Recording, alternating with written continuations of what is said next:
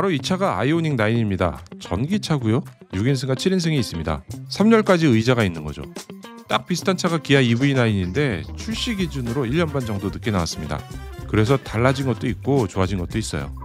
전직 EV9 오너의 아이오닉 9 시승기 지금부터 함께 하시죠.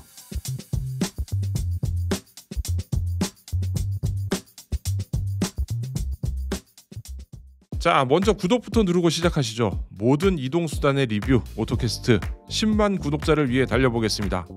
이거 큰 차입니다. 길이 5m, 폭이 2m, 높이가 1.8m예요. 크기로는 거의 카니발, 팰리세이드, EV9 이런 차급이에요. 휠베이스는 3130이나 되니까 엄청나게 길어요. 내연기관 차 중에서 3m 넘는 휠베이스는 거의 없는데 이 차는 현대차 그룹의 EGMP 전기차 플랫폼을 쓰기 때문에 이렇게 길게 휠베이스를 빼는 겁니다.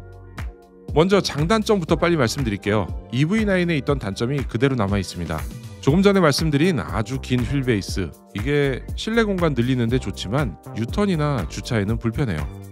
이 차도 마찬가지죠. 후륜 조향이 들어가면 좋겠는데 없어요. 그리고 장점이자 단점일 수 있는데 실내 디자인 그리고 소재의 사용이 아주 매력적입니다. 디자인은 둘째치더라도 이 실내 소재들 매우 좋습니다. 가죽은 아니지만 멀리서 보면 가죽 같은 대시보드의 소재, 그리고 분명 플라스틱을 사용했는데 저렴해 보이지도 않고 괜찮아 보입니다. 가죽 시트는 분명 EV9에 비해서 더 좋아요. 그 차는 친환경 소재를 사용하면서 시트가 미끄러웠습니다. 여름에 시원한 소재의 바지를 입으면 시트에서 엉덩이가 쭉쭉 미끄러졌었거든요. 그런데 이 차는 천연 가죽, 나파 가죽을 선택할 수 있습니다. 운전대의 그립감도 좋고 현대 로고를 빼버린 디자인도 과감합니다. 변속기는 이제 이 방식으로 통일하는 것 같은데 칼럼은 쓰기 편하고 좋습니다. 옆에 있는 콘솔 박스도 넉넉하고 좋고요. 100W 고속 충전이 가능한 USB-C 단자도 들어있어서 좋습니다. 자, 일단 운전을 시작합니다. 저는 서울 워커힐에서 출발해서 고속도로와 국도를 함께 타는 구간을 다녀왔습니다. 시승차는 듀얼 모터가 들어간 모델이고요. 특이하게 항속형과 성능형으로 나눠지는데 둘은 각각 200마력과 300마력으로 한 100마력 정도 차이가 나는데 1회 충전해서 주행 갈 수 있는 거리는 거의 비슷합니다.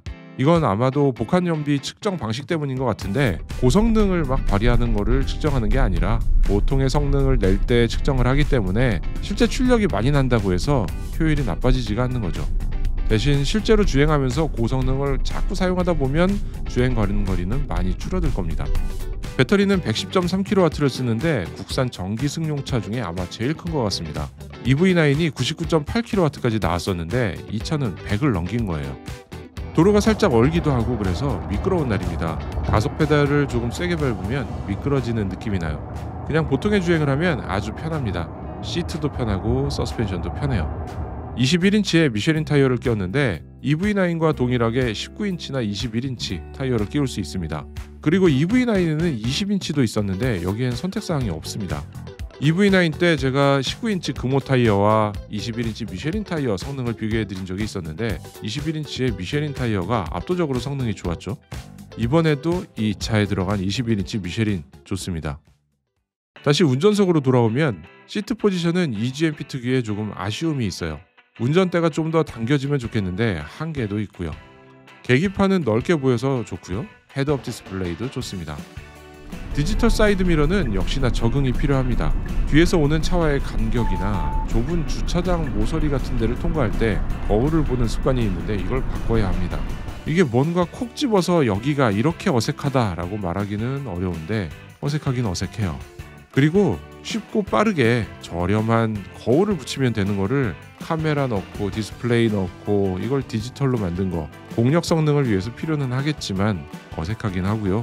옵션으로 선택 안 해도 될 것 같습니다. 국도를 달리면 차는 매우 조용하죠. 공력 성능에 신경을 많이 썼다는데 주행 효율도 좋아지겠고 또 공기 흐름도 좋아지니까 풍절음도 많이 줄었습니다. 시속 100km 언저리로 조금 빠르게 달려도 풍절음이 거의 느껴지지 않습니다. 이건 EV9 대비 장점인 것 같아요. 운전석에서 보면 A필러가 꺾임 하나 없이 하나의 선으로 쭉 이어집니다. 창문을 열어봐도 A필러의 디자인 때문에 운전석 유리가 쭉 이어지는 모습이 보입니다. 주행 모드는 에코, 노멀, 스포츠, 마이 모드까지 4가지가 있는데 바꿀 때마다 주행 가는 거리 표시가 달라집니다. 또 최대 주행 가는 거리를 위쪽에 별도로 표시해 주는데 지금 상태에서는 한 500km대 정도가 나오네요. 주행 모드를 바꾸면 조금씩 달라지긴 하지만 그게 엄청난 변화는 아니에요. 가속 페달의 느낌이 좀 달라지는데 실제로 이런 기능 많이 안 쓰게 되거든요. 오히려 이런 모드는 BMW에 있는 부스트 레버 같은 거를 이용해서 잠깐 동안 출력을 올려주는 거, 이게 더 재밌고 좋지 않을까 싶기는 합니다. 차가 거의 2.7톤에 이르는 엄청난 공차 중량을 가졌습니다. 그래서 도로를 든든하게 묵직하게 달립니다. 반대로는 언제 한계에 이를지 모르는 두려움도 느껴지긴 합니다. 코너를 돌면 꽉 잡고 달리는 것 같다가도 만약에 한순간 그립을 잃어버리면 어떡하지? 이런 걱정도 들긴 합니다. 이 차는 6인이나 7인승 가족이 함께 타는 SUV이기 때문에 사실 그렇게 그립을 한 개까지 쓰는 주행은 어울리지가 않습니다. 편안하게 장거리를 지금처럼 타고 간다면 지금까지 나온 전기차 가운데 가장 넓고 편하게 갈 수 있지 않을까 생각이 됩니다. 2열 시트는 이렇게 앞뒤로 움직입니다. 뒤로 바짝 밀면 공간이 매우 넓게 나오죠. 앞으로 바짝 당겨도 준중형 SUV급 뒷좌석 공간이 확보됩니다. 창문의 햇빛 가리개는 수동으로 이렇게 움직이게 되어 있고요. 위에 송풍구는 그냥 평범하게 생겼습니다. 또 하나 특이한 게 있는데 안마 기능이 이게 역대급이에요. 2열 시트에 앉아서 암레스트에 있는 버튼을 누르면 작동이 되는데 안마가 이렇게 살살 꾹꾹 눌러주는 그런 게 아니라 두루룩 하면서 물리치료실 침대처럼 막 두드려줍니다. 시승행사라서 3열 시트까지 타보지는 못했는데 이건 다음에 시승차 받아서 천천히 확인해 보고요. 저희가 측정한 트렁크 크기 한번 보시죠.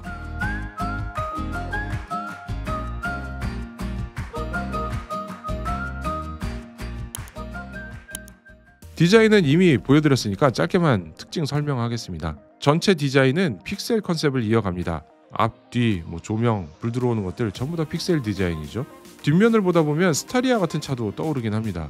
현대가 말하는 체스판의 말처럼 각각 별도의 디자인 컨셉을 가져갔는데 이 차는 팰리세이드, 산타페와는 또 다른 그룹으로 보입니다. 디자인은 개인의 취향이긴 한데 저는 이 모양이 마음에 들어요. EV9보다 조금 더 꾸민 스타일인데 여성적인 디자인이에요. EV9은 사실 남성적이고 네모 각진 형태의 디자인이었거든요. 이 차는 외부에 샤크 안테나도 삭제했습니다. 깔끔한 디자인을 추구한 건데 유리와 대시보드에 안테나 기능을 넣으면서 깔끔하게 마무리해버렸어요. 이렇게 뒷유리의 와이퍼도 없앴고요. 그리고 앞에서 말씀드리다가 말았었는데 이 차의 실내를 좀 보다 보면 뭔가 한계가 느껴집니다. 고급스럽게 보이긴 하지만 실제로 고급스럽지는 않아요. 이건 다분히 제네시스 브랜드를 고려한 결과라고 예상이 됩니다. 이중접합 유리는 사용했지만 부드럽게 닫히는 기능은 없습니다.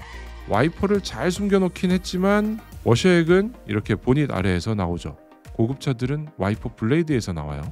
이렇게 하나하나 구석구석 살펴보면 럭셔리가 아닌 일반적인 구성의 자동차입니다. 이걸 디자인으로 예쁘게 꾸며서 고급스럽게 만들었는데 그게 요즘 현대자동차의 경쟁력이 아닐까 싶어요.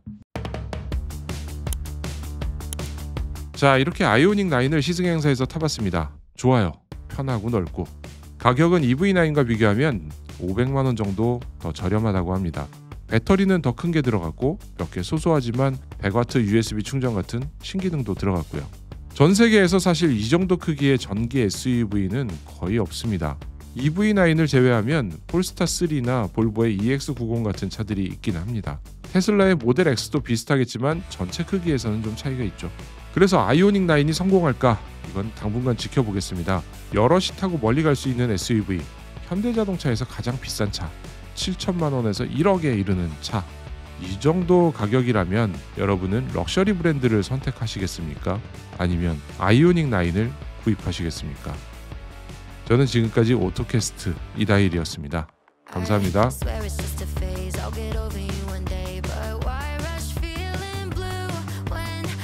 be with you.